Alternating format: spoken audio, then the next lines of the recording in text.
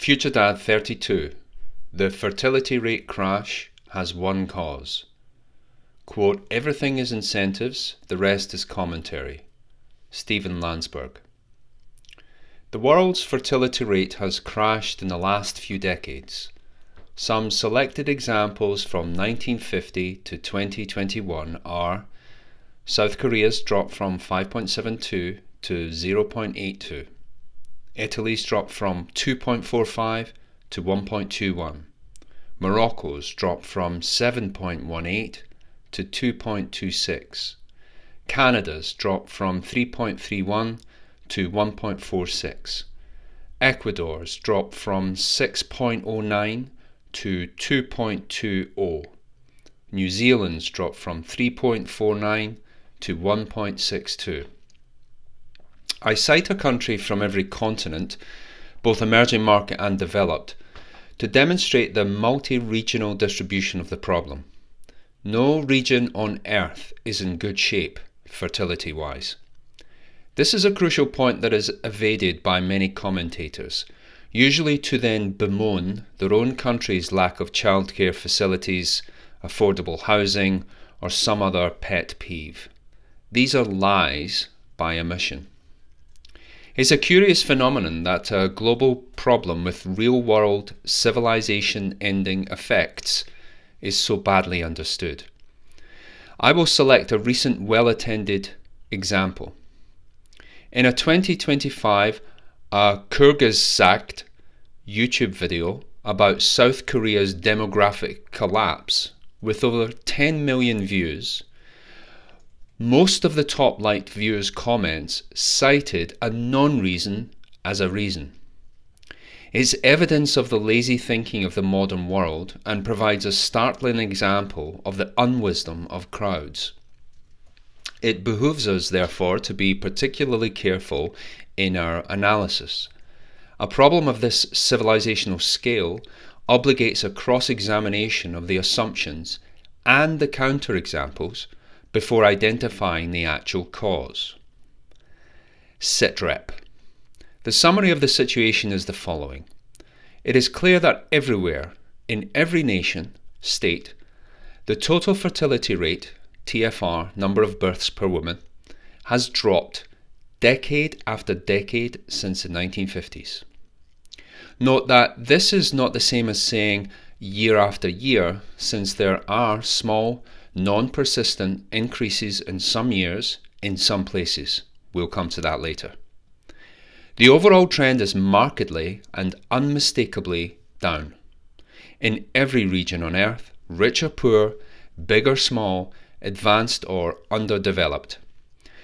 So graphically in the chart shown, which compares the 1950 TFR horizontally to the 2021 TFR vertically, there is not a single country to the left of the diagonal line.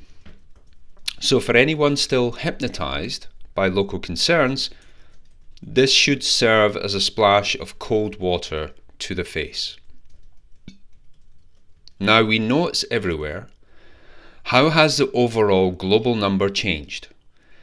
Statista.com shows the world's fertility rate dropping from approximately 5 in the 1950s to 2.2 in the 2020s. The Lancet.com calculated a worldwide decrease from 4.84 to 2.23 over the same period. So both these sources and others indicate the world's fertility has dropped by more than half in 7 decades. If that happened to dolphins, we would never hear the end of it. The search for the cause.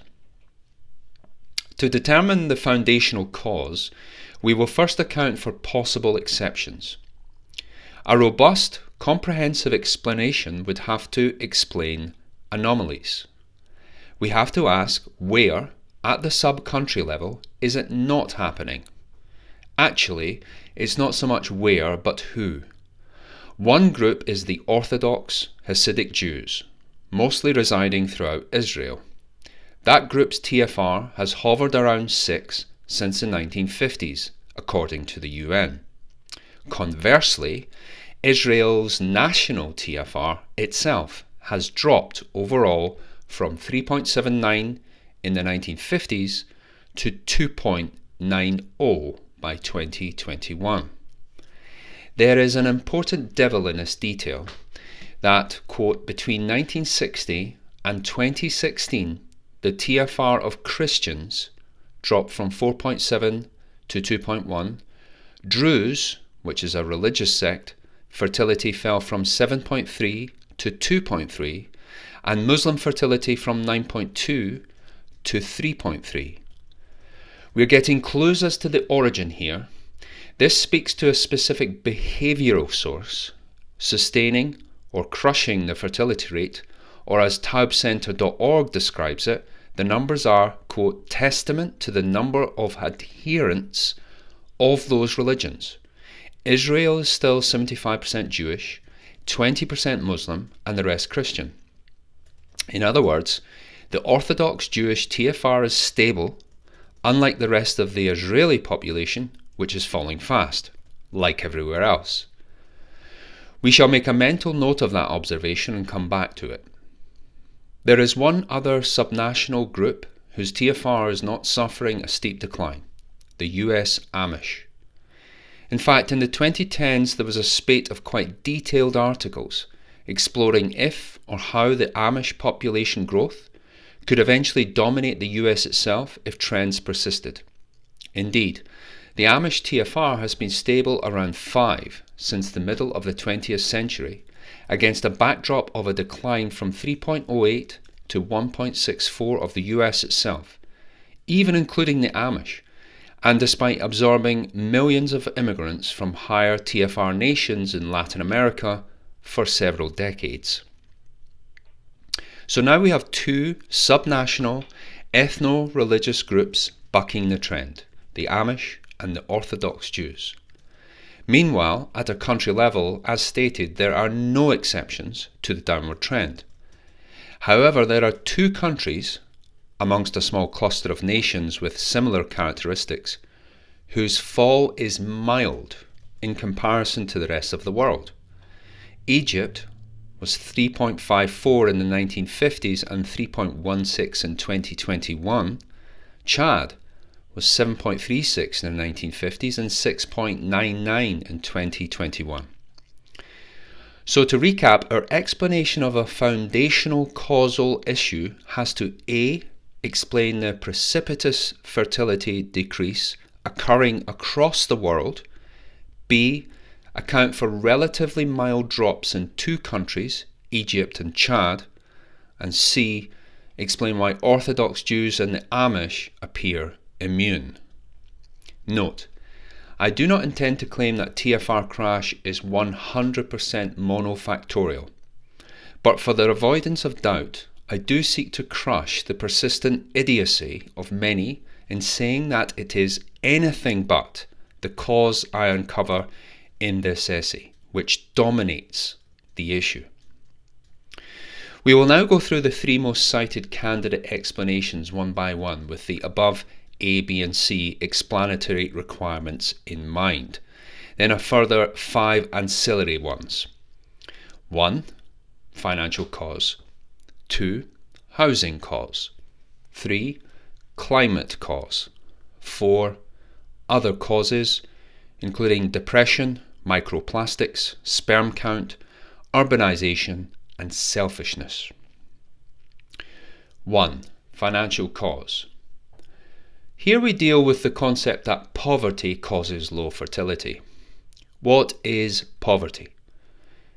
If poverty is judged in terms of having no discretionary spending power, where everything you have goes on paying for essentials, a reasonable metric because it's something that people everywhere strive for, then it means that we have less poverty everywhere compared to 70 years ago. Or as our friends at the WEF put it, over the last 25 years, quote, all regions have seen reductions in poverty, but there have been particularly sharp falls in China and India, while sub-Saharan Africa has lagged. Or if you prefer extreme poverty as a measure, over the same time frame as the TFR data, then the World Bank publishes the chart on screen. You can see the extreme drop consistently for the last few decades. Or, according to the UN, when it comes to hunger, the proportion of undernourished people in the developing regions has fallen in line with the extreme poverty figures, down from 23.3% in 1990 to 1992 to 12.9% in 2014 to 2016. The point is, however poverty is measured, it has markedly decreased in recent decades. But let's go further back to emphasize the point. Pre-1950s, people had an even lower standard of living by 2020 standards, especially in the West, where the birth rate decrease is most alarming. Across all Western nations, qualitatively, the average 2025 family has a lifestyle equivalent to the upper middle class of society a century ago. This is in terms of leisure activities, clothes shopping, variety and volume of food, indoor plumbing, and affordability of transport. If you compare to poverty levels of the 19th century and before, developed nations' citizens today live in greater material luxury than the kings and queens of centuries ago. Furthermore, the poorest countries right now have universally a higher fertility rate than the richest. Clearly and self-evidently, financial hardship does not cause lower fertility. Throwing money at it. In addition, let's look at it from the opposite direction. The injection of money into the situation. What happens when bright sparks in government, see FutureDad 11, Why Government is So Dangerous, decide to throw money at the problem? Several nations have already implemented various financial incentives which have repeatedly failed to restore the fertility rate or check the downward trend. These include Italy. Italy spent €3 billion on fertility measures, including paying couples €800 per child in 2015. It achieved nothing. Sweden. For decades, Sweden spent billions on generous parental leave entitlements as well as monthly allowances. It achieved nothing. South Korea. President Yoon Suk-yeol set up a ministry to combat dropping fertility and had spent $16 billion on it by 2022. The funds, taken directly by force, remember, including, ironically, from working non-mothers, provide baby bonuses, housing incentives, and free childcare. Yet by 2024, the fertility rate was still dropping and continues to be the lowest in the world at 0.74. Again, financial incentives have achieved nothing. Half-hearted Hungarian humping. At first glance, Hungary seems to be the diamond in the dirt as far as tradcons are concerned. Here you have an avowed nationalist, Viktor Orban, deploying family-friendly measures with some apparent success. The TFR has gone from 1.23 in 2011 to 1.56 in 2024. In HungarianConservative.com, we read about a raft of measures which have repaired the damage. Have they? Well, 1. The measures are a mixture of policies, resulting in, they claim, the halving of abortions and creating 204,000 more marriages. What were those measures? Apparently, the state must use all its means to support family formation and includes more than 30 forms of family benefits. As I've detailed in other essays, there is no otherwise free-flowing lane the state doesn't want to park its gigantic bus in. The policies amount to tax credits, preferential loans, parent subsidy, nursery home availability, and legal measures to ensure part-time work for mothers. It has led to an increase from 63% to 74% of mothers with under 6 children, but also in work. 2. Then what? Is everyone getting married and having no abortions going to be enough? Will they get it to 100% of women working, but still each having 3 children? Evidently not. Hungarian TFR has gone from 1.23 to 1.56. A 14-year effort to turn things around has resulted in a dead cat bounce of a 26% increase, which is a third of the required 71% increase in fertility rate needed merely to bring it back to replacement level. 3. Some of the Hungarian policy is admirable. Abortions, unless you're subhuman, are a bad thing, but a weak lemon drink compared to the societal change needed. If these 30 or so bribes were sufficient, we would have seen it in 14 years. The rise to 1.56 is as much the result of pushing one's absolute hardest to make family-making conditions exalted and pedestalized in a society, while still enforcing the goal for women to educate themselves and be even more super equal in the workplace. 4. Where will it get them? Using an online calculator, a TFR of 1.56 applied to the Hungarian population of 9.6 million gives a population of 621,000 in 250 years, 6% of where it was. See the results on screen. So let's give a slow hand clap for Hungary. The results in fact underline that a total blizzard of state-funded financial incentives is simply not enough. I conclude that this systematic dampening of fertility is demonstrably not caused by financial strain on couples, families, or countries, despite the initial surface-level plausibility it has. It is not the cost of living. It is not inflation. These are challenges faced by families since antiquity, when we had 5 to 10 person families. To blame a recent and ubiquitous decreasing fertility rate on money worries or poverty, when counter-evidence abounds, is the height of willful ignorance. Ultimately, long-term, you cannot bribe your way to a healthy, self-sustaining population. 2. Housing cause. This is a variant of the financial argument, and much of the same conceptual rebuttal can be used against it. In the Victorian age, Britain's fertility rate hovered around 5. Sometimes whole families lived in spare rooms, in complete deprivation compared to 21st century living conditions. All the while the population boomed. The lack of housing was irrelevant then as it is now. In present-day Britain, no one needs to live in squalor unless they really want to, narcotics, crime, etc. Conversely, the larger the family you have now, the more handouts you will receive to help with housing. That assistance has not arrested the decline of fertility one bit.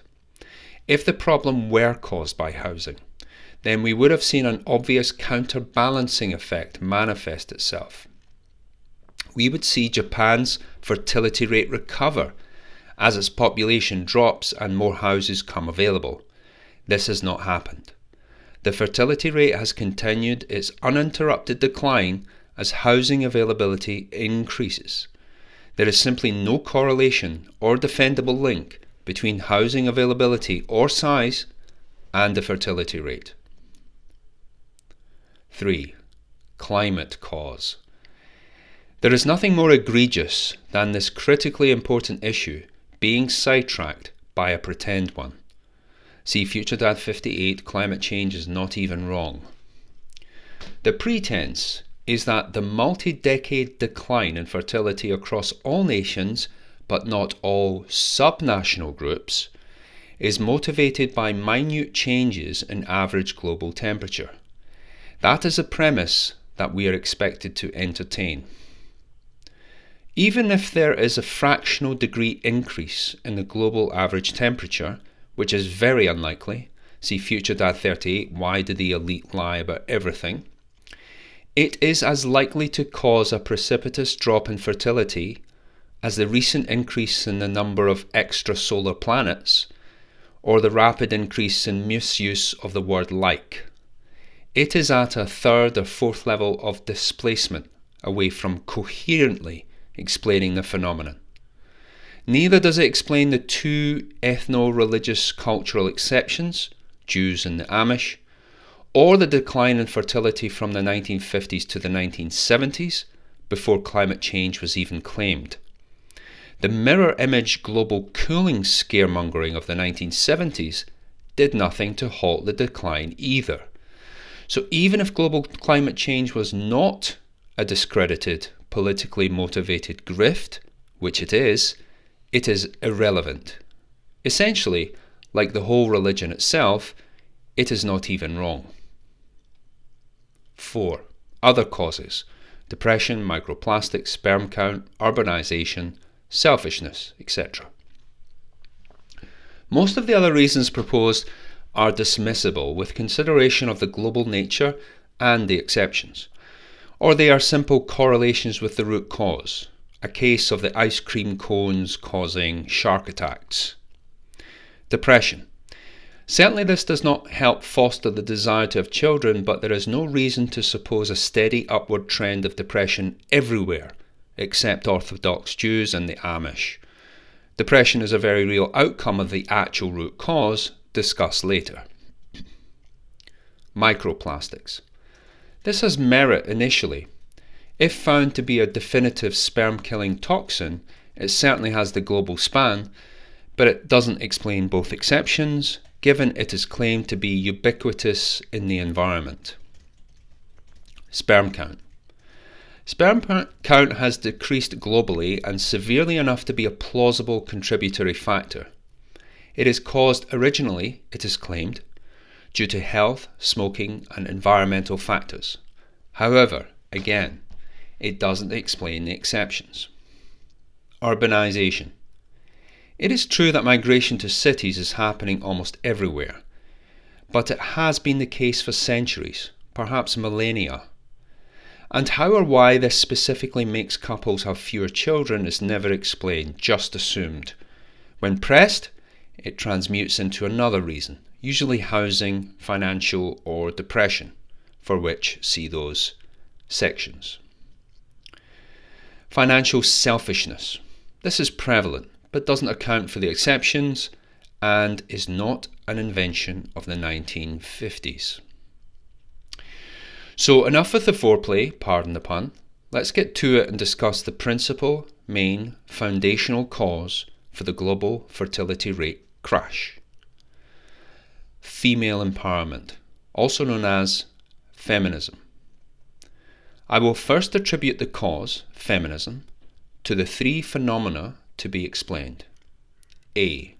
Explain the worldwide precipitous fertility decrease.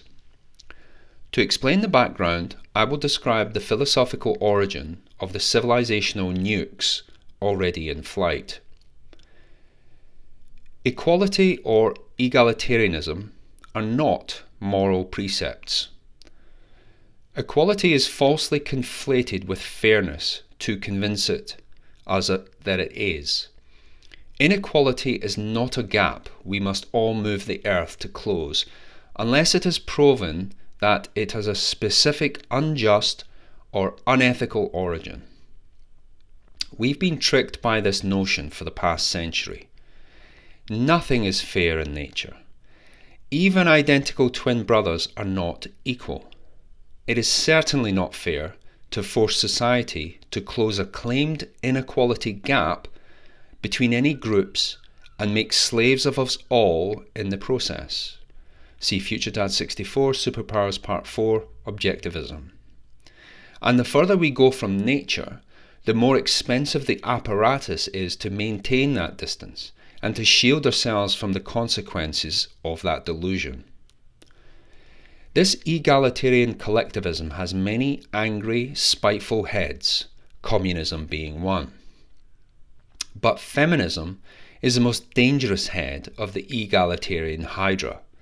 Feminism stealthily encourages the demonization of men and the gynocentrism of society, based on the most fragile of pretexts, to then crush men on an individual basis and crush society's desire to make more of ourselves. So, it is upon tasting the bitter fruits of this multi-decade egalitarian experiment that we find ourselves finally staring at the root cause. Over the last few decades, right in line with the precipitous drop in fertility, feminism has taken hold of our voting, our institutions, and our societal norms. This quasi-communist ideology has found a patch of fertile ground in our increasingly global corporations. There is no need for conspiracy when these corporations have a powerful mutual interest. They enact their survival instinct in a very precise way, namely, to reduce labour costs. Salaries are a corporation's biggest fixed cost. There is a clear incentive to use women to double the available workforce and thus turbocharge net profits. Therefore, powerful elites with unlimited resources have quietly set out procedures in collusion with governments to dissuade women from having babies and discourage girls from ever wanting them. In Britain, this social engineering started with the Equality Act in 1955.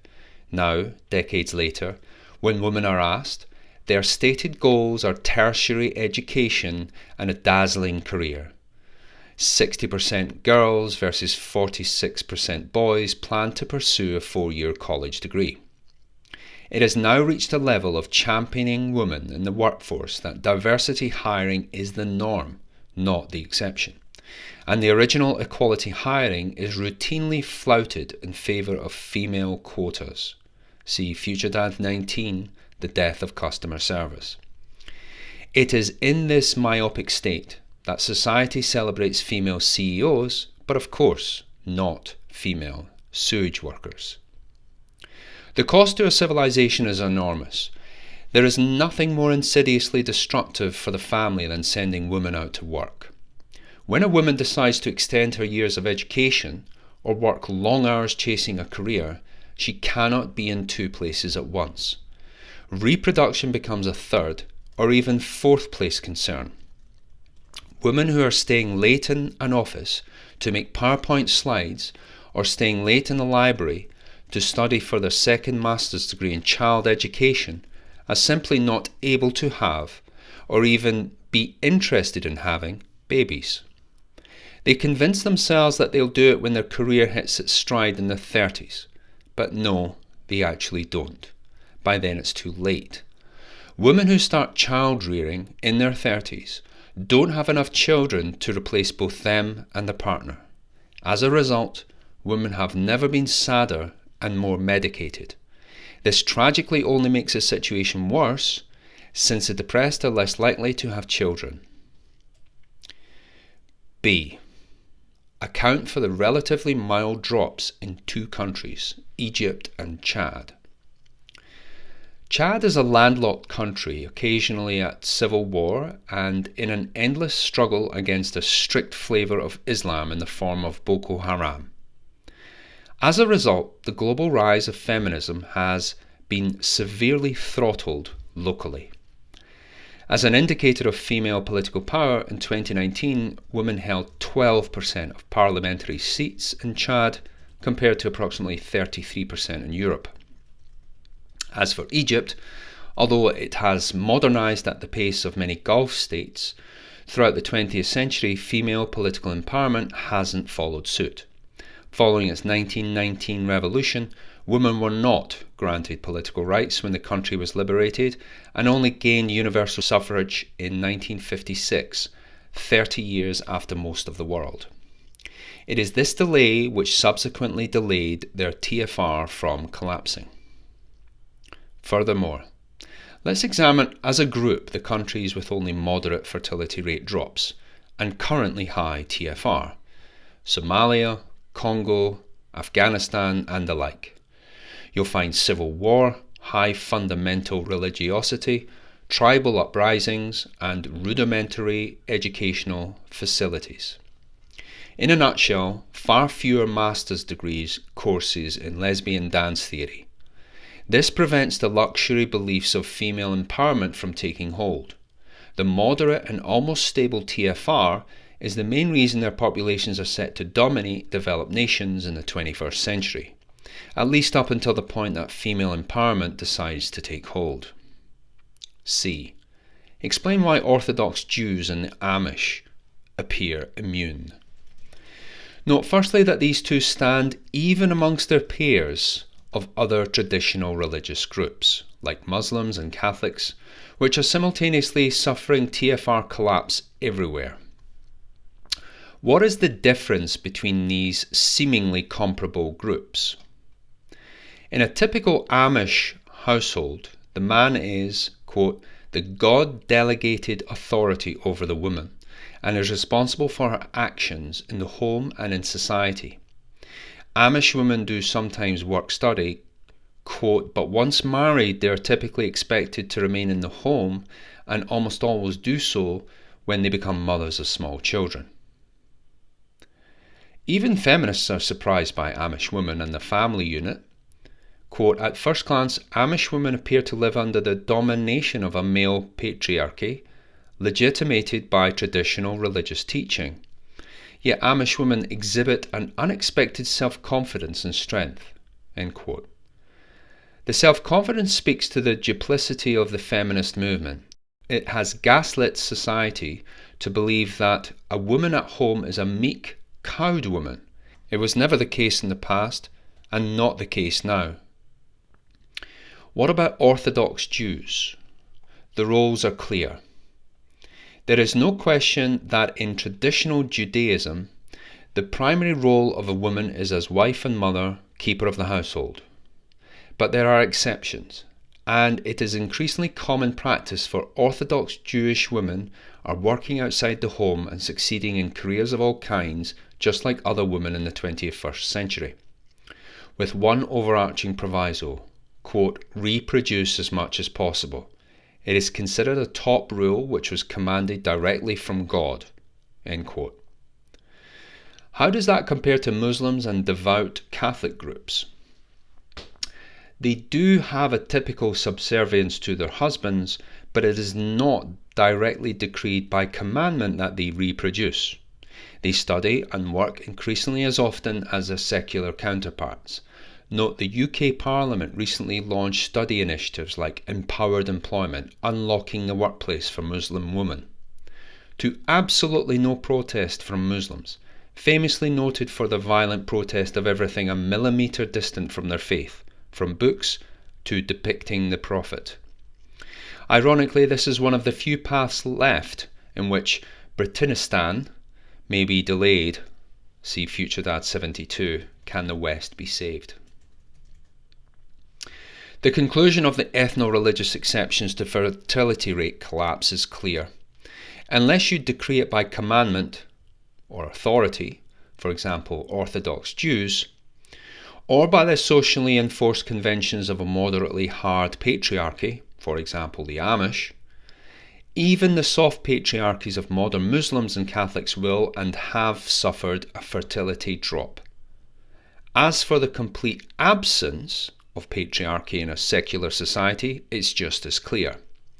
As the population of Canada, TFR 1.21, Chile, TFR 1.13, and China, TFR 1.02, will soon demonstrate, women don't have a sufficient number of babies to prevent your country vanishing unless you make the conditions conducive to it either via 1. Religious decree, or 2. Moderate patriarchy. In short, if you want your country to demographically survive, choose one or both. There is no 3.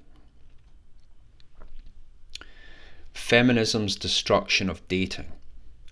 There is one final nail in the coffin of TFR stability. The practice lap for human reproduction is dating. If things weren't bad enough, feminism is destroying the dating market as well. Women invariably do not date down, which means in practice dating someone earning less than them. This is called hypergamy. Women seek masculine dominance and resources, and men seek health and neoteny. Don't complain about it, it's nature. If there is forced equality and feminism is championed, especially by corporations, to close a fictitious pay gap, then women earn more. This spawns a giant cohort of men who are no longer relationship material. Men have noticed this and are also walking away. Female empowerment, whether in education or in the workplace, neatly conspires against all the vital relationship levers fundamental to successful pair bonding. A specially concocted Fauci-inspired bioweapon couldn't do more damage to our ability to reproduce than the real-world plague of feminism. TFR collapse versus military invasion. By implication of this, if you set your eye on conquering another country, yes, in keeping with tradition, you could do it militarily. But if you saw it as a multi-generational project, you could just encourage the target country to empower women and then wait. 200 years should do it. Their population will be half its size or less, feminized and pliant. Then you can just walk in and take it over. This is happening in the West right now. Conclusion. We have established that not only is there not the energy and opportunity for empowered career women to have babies, their baseline desire in the dating market has been crushed by a phony dream of female supremacy. Women have girl-bossed too close to the sun, and we, the entire world, bar the moderate patriarchies of ultra-Orthodox Jews and the Amish, are all paying a heavy price for letting them. Where does it leave us? The viability of our entire species itself is cratering, which will mean civil wars and occupations, also known as mass immigration, will swell to bring patriarchies to imploding nations, and the women within them will have their rights taken away anyway. See FutureDad 52, The Long End of the Longhouse. The global fertility crash will certainly not self-correct peacefully, whereby nations can thrive and prosper long term, unless and until we relearn what we used to take for granted, which is women are better at having babies, men are better at looking after them both. Future Dad.